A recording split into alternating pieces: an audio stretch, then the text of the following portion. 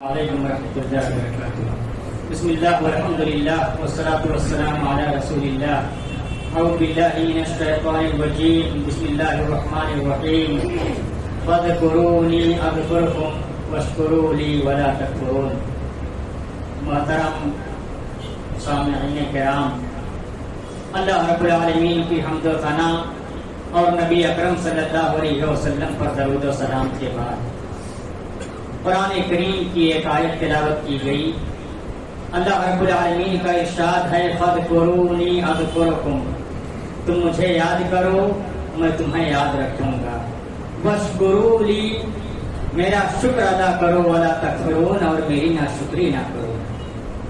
اس آیت کریمہ میں اللہ رب العالمین نے اپنے کو یاد کرنے کا حکم دیا ہے کہ اللہ تبارک و تعالیٰ کو یاد کرو، اور یہ بات یاد رکھیے کہ اللہ رب العالمین کو بندہ اس وقت یاد رکھتا ہے جب اللہ تبارک و تعالیٰ کو کچھ سمجھتا ہے۔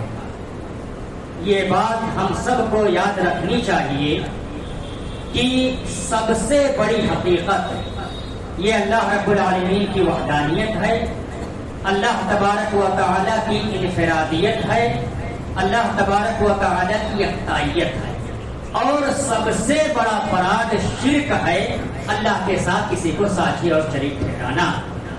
یہ ہم سب کو سمجھنا چاہیے۔ اگر ہم نے اللہ کی وحدانیت کو تسلیم کر لیا، اس کے مطابق زندگی گزاری، پھر ہمارا انجام بہتر ہوگا، اور اگر اس میں شرک کی معمولی آمیزش ہو گئی تو پھر ہمارا انجام بہتر نہیں ہو سکتا۔ ہم اللہ تبارک و تعالیٰ کو اس وقت یاد رکھتے ہیں جب ہم اللہ تبارک و تعالیٰ کو سمجھتے ہیں۔ ہمیں سمجھنا چاہیے، اور اللہ نے حکم دیا ہے کہ مجھے یاد کرو۔ پھر یاد کرنے کا انجام کیا ہوگا، نتیجہ کیا ہوگا، اللہ تبارک و تعالیٰ بندے کو یاد رکھے گا۔ آپ سوچئے، غور کیجئے، اسی پوائنٹ پہ رک جائیے کہ اللہ کو یاد کیجئے، اللہ یاد رکھے گا۔ اگر اللہ کسی بندے کو یاد رکھے، سوچئے کیا کوئی کسی کو پریشانی ہو سکتی ہے، تکلیف ہو سکتی ہے، مصیبت ہو سکتی ہے، اس کے ساتھ کوئی مسائل ہو سکتے ہیں؟ کبھی نہیں ہو سکتے، کیونکہ یاد رکھنے والی ذات اللہ تبارک و تعالیٰ کی ہے۔ اس لیے اللہ نے فرمایا مجھے یاد رکھو، مجھے یاد کرو، میں تمہیں یاد کروں گا، واشکروا لی، اور میرا شکر ادا کرو اور میری ناشکری نہ کرو۔ اللہ نے ایک دوسری جگہ قرآن کریم میں ارشاد فرمایا لئن شکرتم لأزیدنکم، کہ اگر تم میرا شکر ادا کرو گے تو میں اس میں اضافہ کروں گا، ولئن کفرتم، لیکن اگر تم نے ناشکری کی، ان عذابی لشدید، تو یاد رکھو کہ میرا عذاب بہت سخت ہوگا۔ شکر گزاری کے فوائد اللہ نے بیان کر دیا۔ شکر گزاری یہ ہے کہ اللہ کو بندہ یاد کر رہا ہے۔ الحمدللہ اگر زبان سے بندے کی نکل رہا ہے، یہ کلمات اس کے زبان سے نکل رہے ہیں، اس کا مطلب ہوا کہ بندہ اللہ کو یاد کر رہا ہے۔ کسی بھی نعمت پر اللہ رب العالمین کی بندہ یاد رکھ رہا ہے، اس نعمت کو اللہ تبارک و تعالیٰ بڑھا دے گا، اس میں اضافہ کر دے گا۔ صحت اور تندرستی ہے، اللہ نے ہمیں صحت دی ہے، اے اللہ تیرا شکر ہے کہ تو نے مجھے صحت جیسی عظیم نعمت سے نوازا، اللہ صحت میں اضافہ کر دے گا۔ وعدہ کس کا ہے؟ اللہ رب العالمین کا ہے لأزیدنکم، میں اس میں اضافہ کروں گا۔ اللہ نے آل اولاد سے نوازا ہے، شکر گزاری کیجئے، اللہ آل اولاد میں اضافہ کر دے گا۔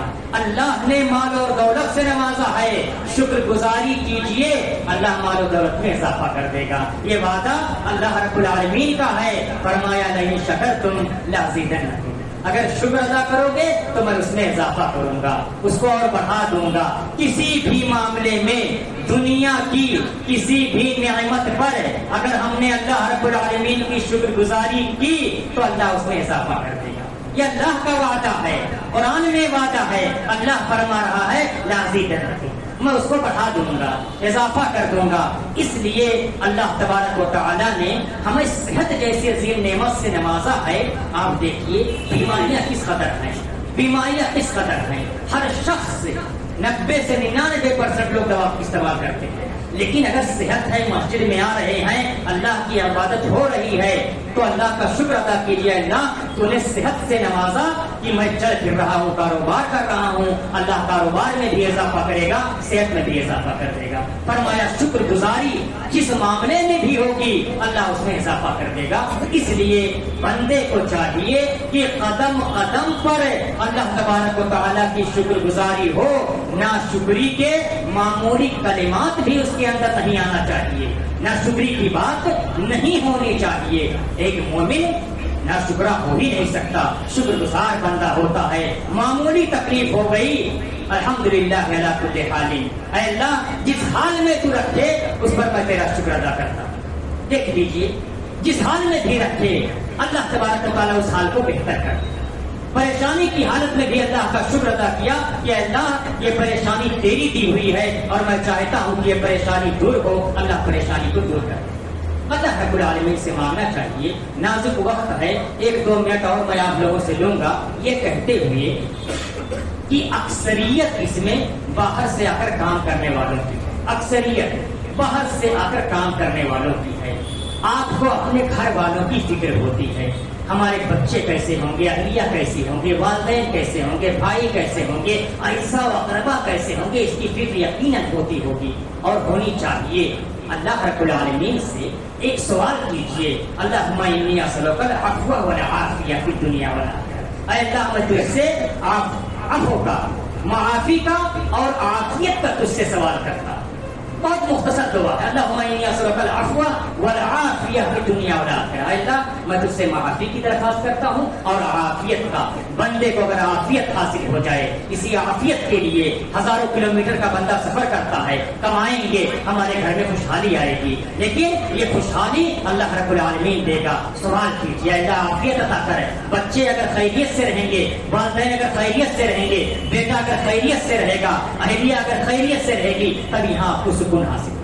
یہاں سکون اس وقت حاصل ہوگا جب گھر پہ سارے افراد خیریت سے ہوں گے۔ اس لیے اللہ تبارک و تعالیٰ سے دعا کیجئے، ہر نماز میں دعا ہونی چاہیے۔ اور قرآن کی ایک آیت ہے جو حضرت آدم علیہ السلام نے دعا کی تھی، ربنا آتنا فی الدنیا حسنۃ وفی الآخرۃ حسنۃ وقنا عذاب النار۔ اللہ کے رسول صلی اللہ علیہ وسلم یہ دعا کثرت سے پڑھتے تھے کہ دنیا میں عافیت کا سوال، آخرت میں عافیت کا سوال اور عذاب نار سے بچنا، کہ اللہ بچا دے۔ یہ بہت بڑا سوال ہے اور اللہ کے نبی صلی اللہ علیہ وسلم اس کو اکثر پڑھا کرتے تھے، کثرت سے پڑھا کرتے تھے۔